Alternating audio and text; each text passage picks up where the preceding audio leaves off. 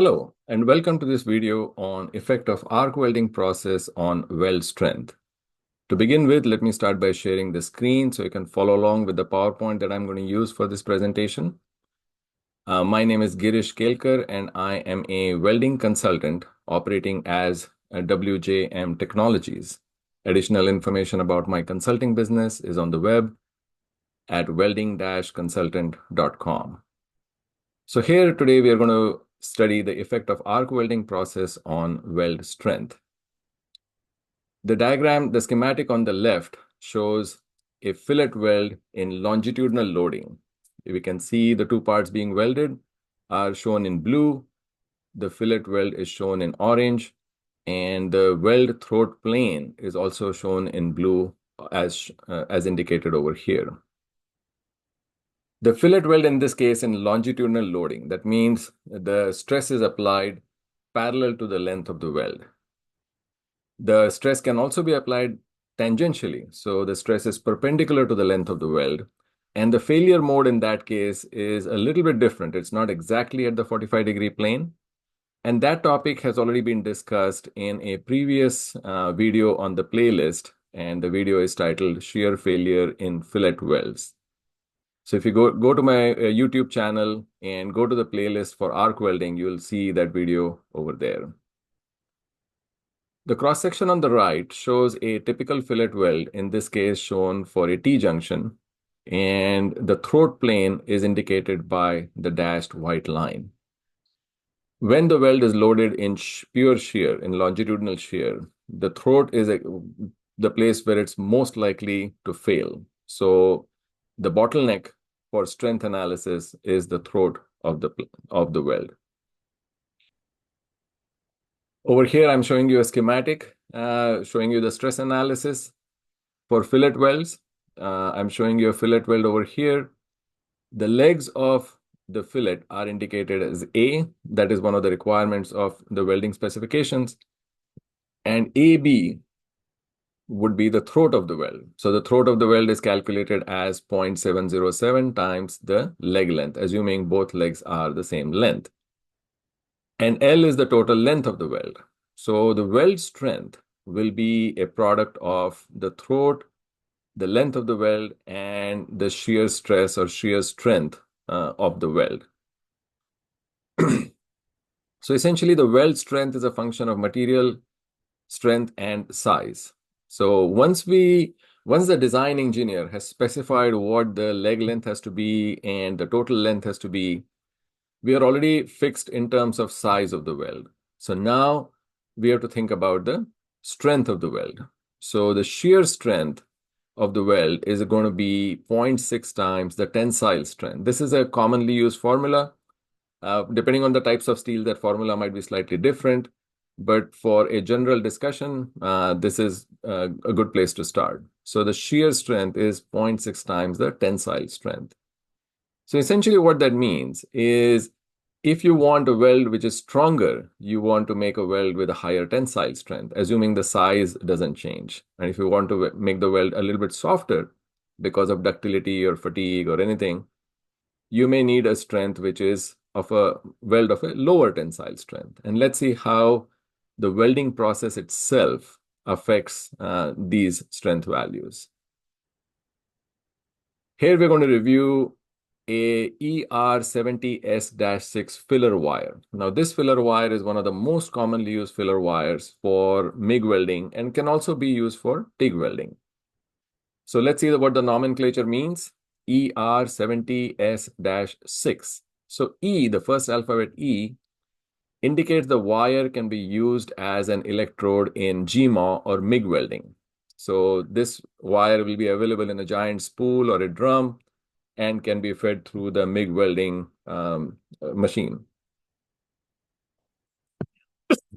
Excuse me.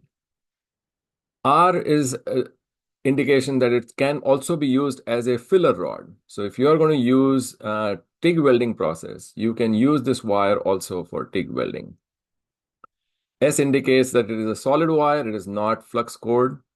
And 6 indicates the chemistry of the wire, which gives the range for silicon and manganese. And ultimately 70, that's the number which I'm most interested in, is the minimum tensile strength of weld fusion zone. This is not for the wire itself. This is defined for the fusion zone.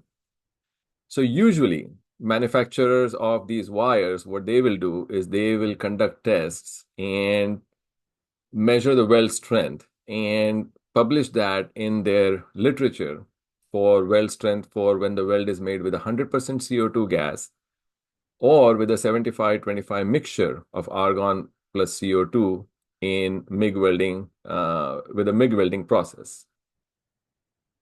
Here is a table of typical information provided by one of the manufacturers. On the first column is weld type over here, nominal composition, and I have only listed the important elements in the wire, such as carbon, manganese, and silicon. There are, of course, other elements such as iron, which is 99% of it, and some impurity elements as well. But for our discussion, we are only interested in carbon, manganese, and silicon. We are also interested in the tensile strength because that's where that number 70 comes from.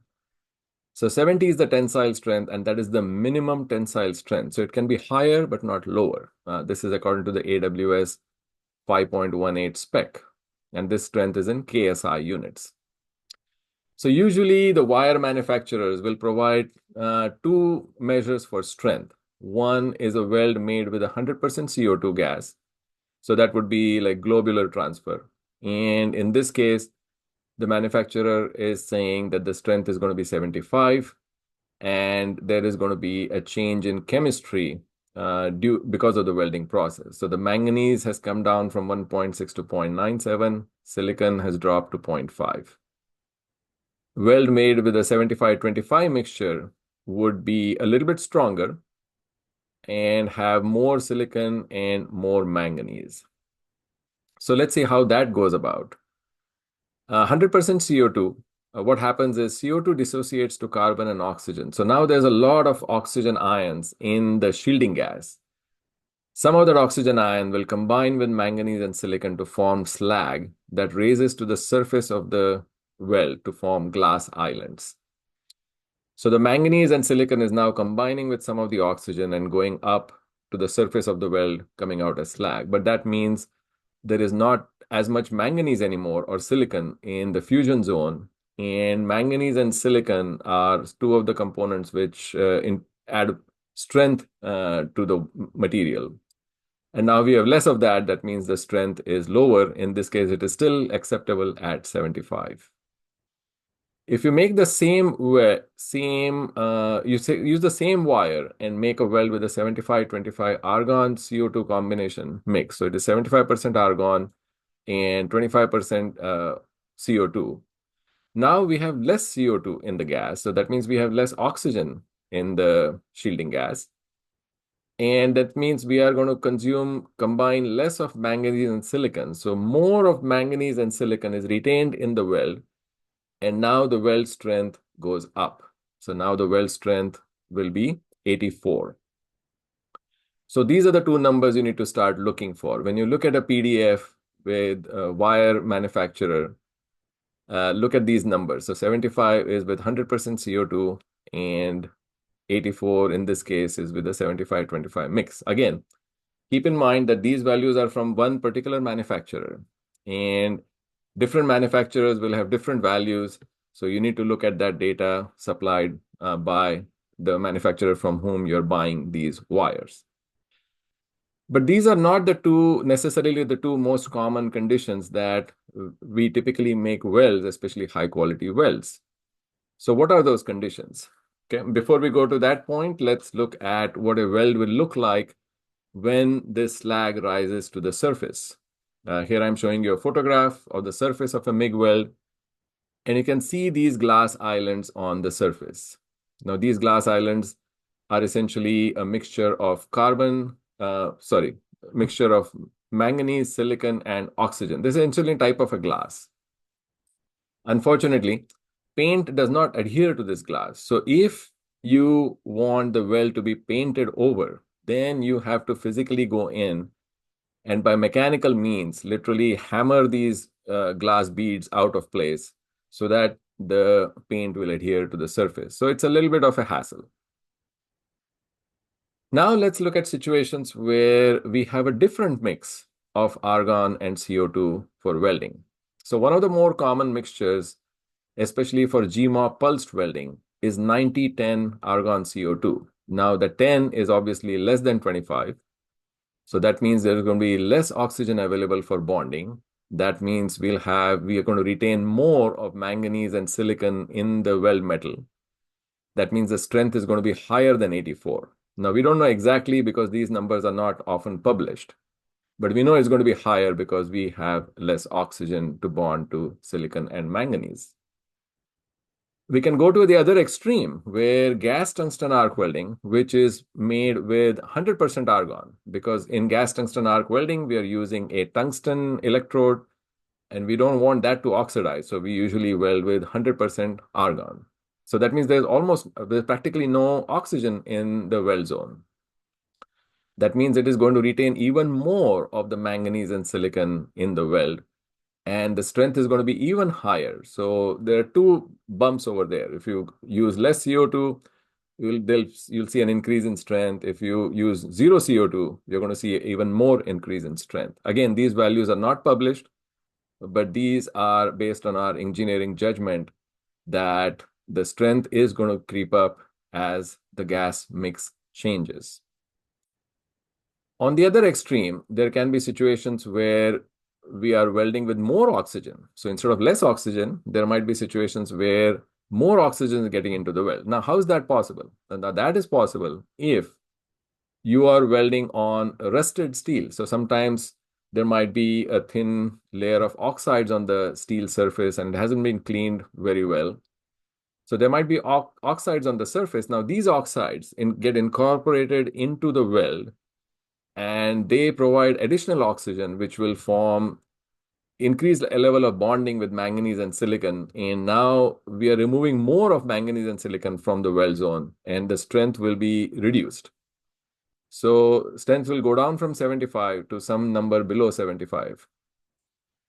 In addition to that, there are situations where the steel itself is not very clean. So there are a lot of steels which have oxide inclusions in them. So they might be cheaper grade or not properly made or somehow, and you might end up with oxides in the steel, which then get incorporated into the weld. And now we have more bonding with manganese and silicon, and we have less of those elements in the weld metal. Now the strength is even lower. Again, these values for composition are not typically available. That's why this table is empty over here. And the strength values are estimates based on our understanding of the process. There are also situations where we might be introducing elements into the weld which are actually going to increase the strength of the weld. So to start with, the filler wire has 0.1% carbon. That's a typical nominal composition. But there are carbon steels which have greater amount of carbon, such as A36, which is a very common steel used for construction projects, and that can have up to 0.27 nominal amount of carbon, which is much more than 0.1. Now, when you use this wire to weld A36 steel, that carbon is going to get incorporated into the weld, and a higher percentage of carbon means higher strength in the weld zone. In addition to that, you might also be using this wire to weld, say, HSLA type steels. Here again, you might have both. You might have higher carbon, and you might also have some amount of chromium, titanium, niobium, and aluminum in the weld zone, because that all comes from the base metal. Now, these elements can further increase the strength of the weld. So there are many things going on in the weld. There are changes due to the shielding gas, changes due to the oxides on the surface, changes due to the base metal chemistry. So what exactly is the weld strength? So can you go by this number of 70? Can you just blindly use this number, let's say 70, and start doing your math in terms of the strength of the weld? Not exactly. So because as we have seen, there are multiple effects which are affecting the strength of the weld, and they're acting simultaneously. So you could have a mix of these effects that I have discussed earlier. So you could have a high carbon with 90-10 mixture of argon CO2 and a clean steel or some combination thereof. And all of these are contributing. So you don't know exactly what the strength is going to be. So if you look at all the extremes over here, it is possible that the weld strength can range from actually 65 to 90 KSI, depending on the welding conditions.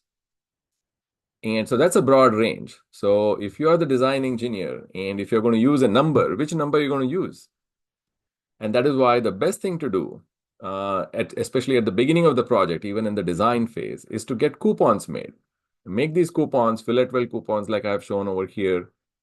There are two pieces welded together, two linear fillet welds, and two of them helps you to balance the loading. So if you have two of them, so there's no distortion or bending. So make a weld coupon like this, test it, uh, take it to failure. Assume, of course, you might need a very strong Instron or a machine which is capable of pulling these two to failure. And then you can measure the length and size of the weld, and you can back calculate and get a realistic number for the strength of the weld. And on top of that, you can add some factor of safety and use that for your analysis. So keep in mind, even though the spec on the wire says ER70S-6, does not mean that you can directly blindly use that number 70, because your specific conditions, the steel, the welding process, whether it's MIG or TIG, the shielding gases, base metal, surface oxidation, a lot of things are affecting the weld quality. So the 70 is just a starting number, but not a good number for a real analysis. So keep that in mind. If you're starting on a big project, make sure you actually make some coupons, test them to failure, and actually calculate a realistic number for weld strength. You can download a PDF version of this YouTube video. This is a newsletter that I publish every 3 months. And this was recently published as fall 2024 version. And there are many other newsletters on my website as well. So feel free to take a look at those. But I hope this weld nugget helps you in understanding, get a better understanding of weld strength, especially for MIG and TIG welded samples where the welding process can make a significant difference. I want to thank you for your time. And if you're interested in learning more about welding and joining, please subscribe to this YouTube channel by clicking that subscribe button below the screen. And there are many videos on other topics in the playlist on this channel. So please feel free to review those as well. And I'm sure you'll find something interesting there as well. I want to wish you the very best in your efforts to learn more about welding, and hope you have a good